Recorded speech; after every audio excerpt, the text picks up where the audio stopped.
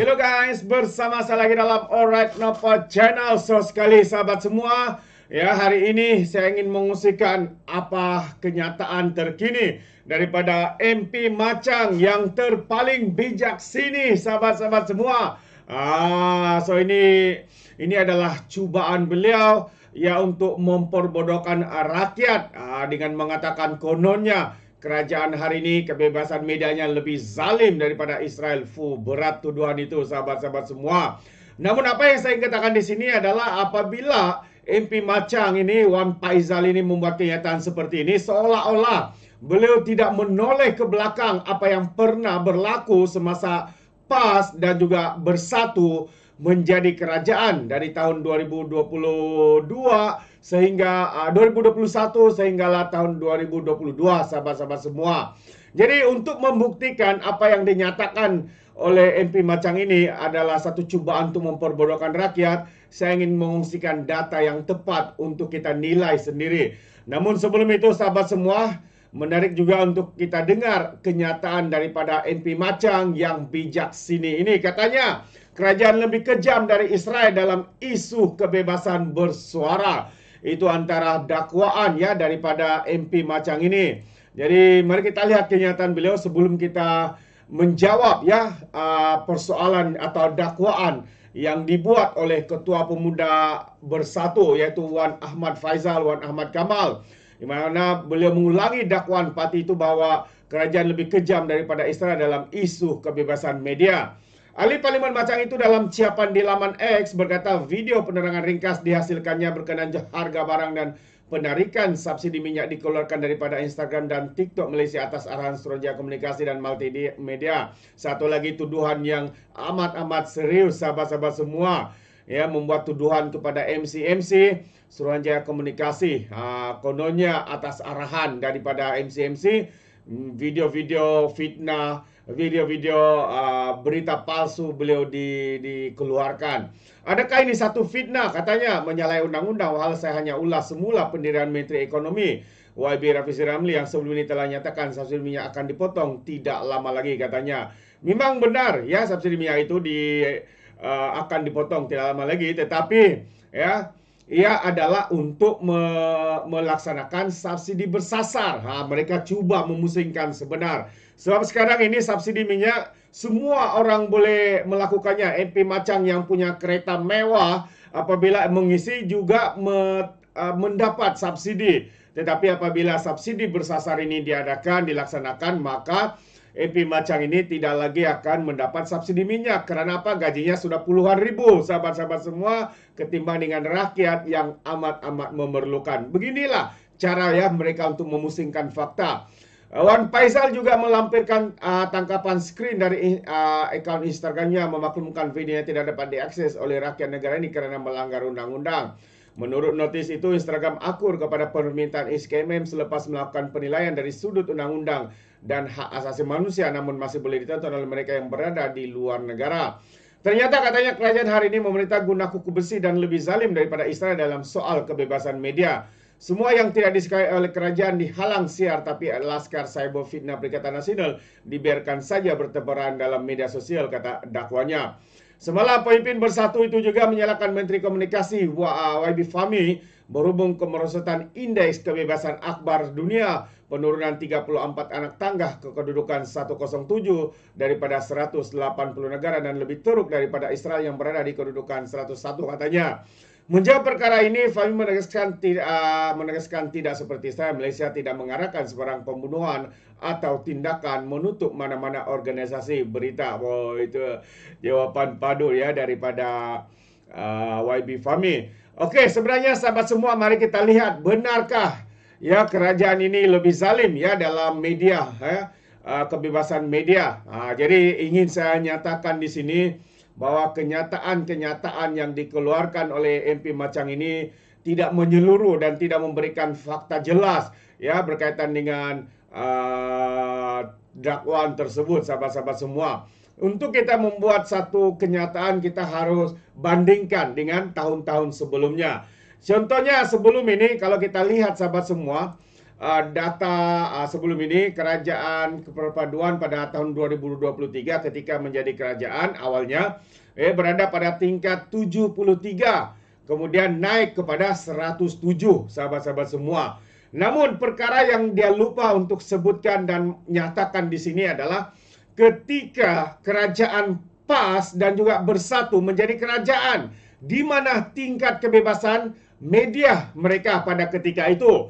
Ini yang beliau lupa untuk nyatakan, sahabat-sahabat semua. Jadi kalau kita lihat sebenarnya kedudukan 107 ya memang ada peningkatan, kita tidak nafikan, tetapi ia jauh lebih baik berbanding zaman PAS dan Bersatu menjadi kerajaan. Kalau kita lihat data ini, sahabat semua, Anda boleh nampak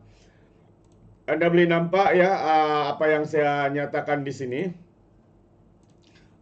Mungkin saya boleh besarkan ya. Ini saya boleh besarkan di sini.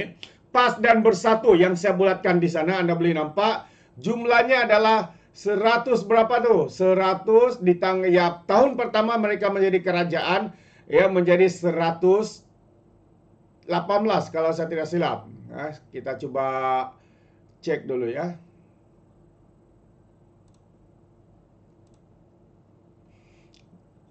Tidak berapa clear di sana. 119 sahabat-sahabat semua. Pada tingkat 119 tahun pertama mereka menjadi kerajaan PAS dan Bersatu.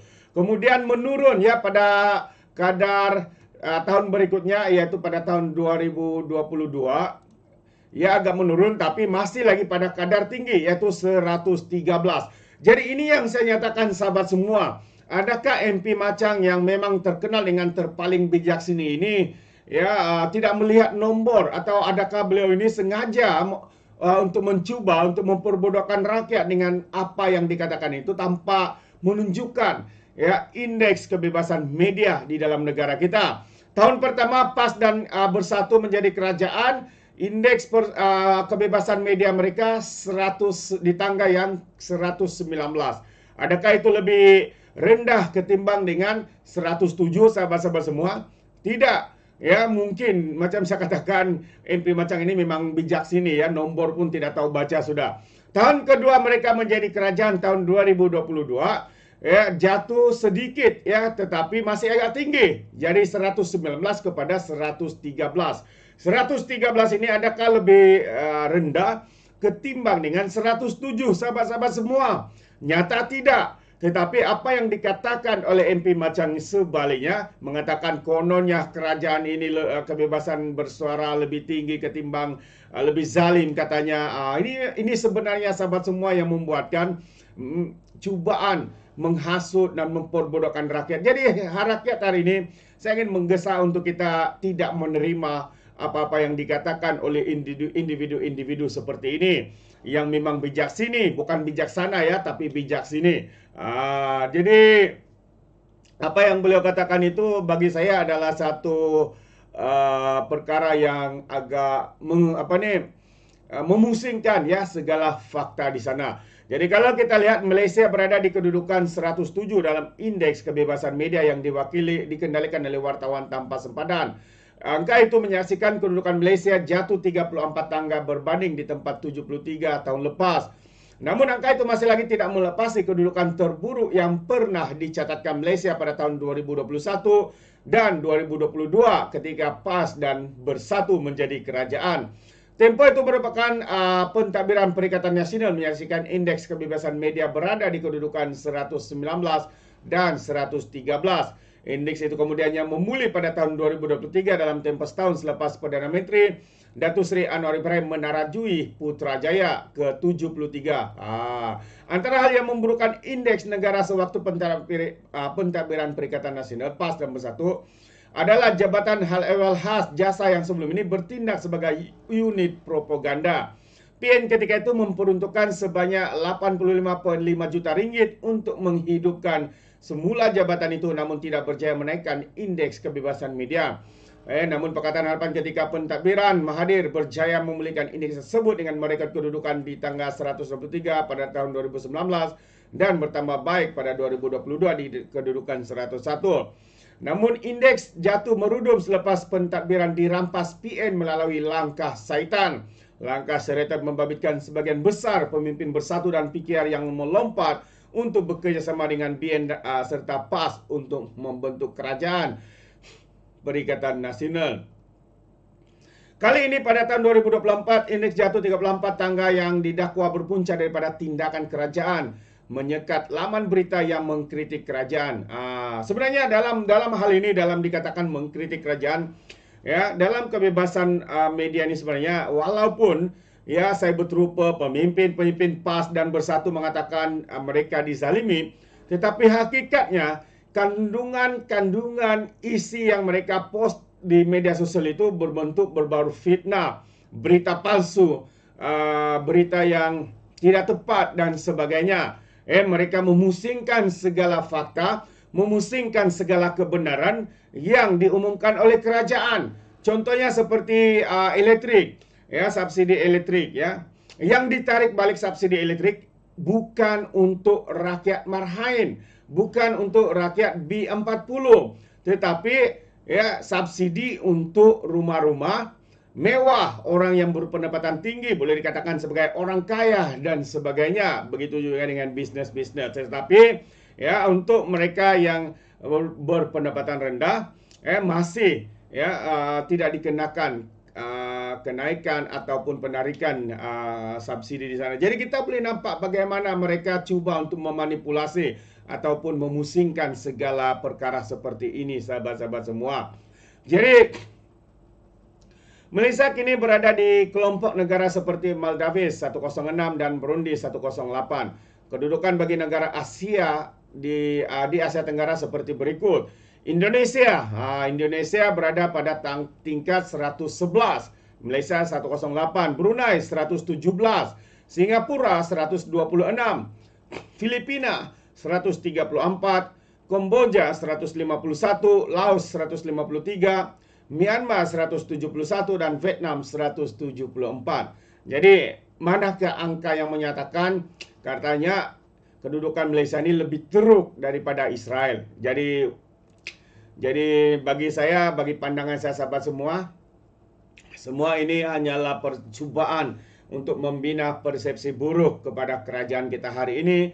Sedangkan hakikat dan faktanya ketika Perikatan Nasional di bawah kerajaan PAS dan juga Bersatu pada tahun 2021 dan 2022 ya adalah lebih tinggi ketimbang dengan hari ini, sahabat-sahabat semua. Jadi kita mengharapkan walaupun ada peningkatan untuk tahun-tahun yang mendatang, khususnya untuk tahun ini, jadi kita mengharapkan indeks itu boleh diperbaiki, sahabat-sahabat semua. Dan kita juga mengharapkan pembangkang walaun-walauntit dan lebay-lebay ahli-ahli parlimen daripada PAS dan Bersatu ya tidak lagi cuba untuk memprovokasi, membuat kenyataan-kenyataan berbau fitnah, berita palsu dan sebagainya. Jika tidak, saya percaya indeks ini akan meningkat semula. Karena kalau tidak, kerajaan tidak mengambil tindakan kepada individu-individu ini boleh dikhawatiri ya, boleh mengganggu gugat kerajaan, keharmonian negara kita yang berbilang bangsa, berbagai agama dan sebagainya. Jadi kita tidak mahu ya, sekali lagi ya, mereka ini terus-menerus menghasut, menggunakan isu ataupun sentimen 3R, bangsa, agama dan menyentuh isu raja-raja dan sebagainya. Kita mengharapkan tindakan sewajarnya diambil kepada individu-individu seperti ini. Antaranya saya berterupa pro kepada pembangkang, Cikgu Bat, Papa Gomo, Ratu Fitnah, Ratu Badak, siapa lagi? Ramai lagi, termasuklah juga MP macam ini, sahabat-sahabat semua. Jadi itu pandangan saya ya, berkaitan dengan dakwaan ya, daripada MP macam yang saya lihat pada pandangan saya adalah mencuba untuk menghasut dan juga memperbodohkan rakyat di luar sana. Sahabat semua, rakyat Malaysia, adakah Anda adalah seorang yang bodoh atau Anda seorang yang mudah diperbudakkan, diperkotak-katikan ataupun dipermainkan oleh pemusingan fakta daripada PAS dan Bersatu ini? Anda boleh nilai sendiri. Jadi sampai di sini saja. Izinkan saya untuk mengundurkan diri dan seperti biasa peribahasa mengatakan tak apa pun kangkap 2 ton keinginan. Dalam bahasa Melayunya, tepuk dada, tanya selera. Sekian daripada Alright Nampak Channel. Sampai kita berjumpa lagi. Bye-bye.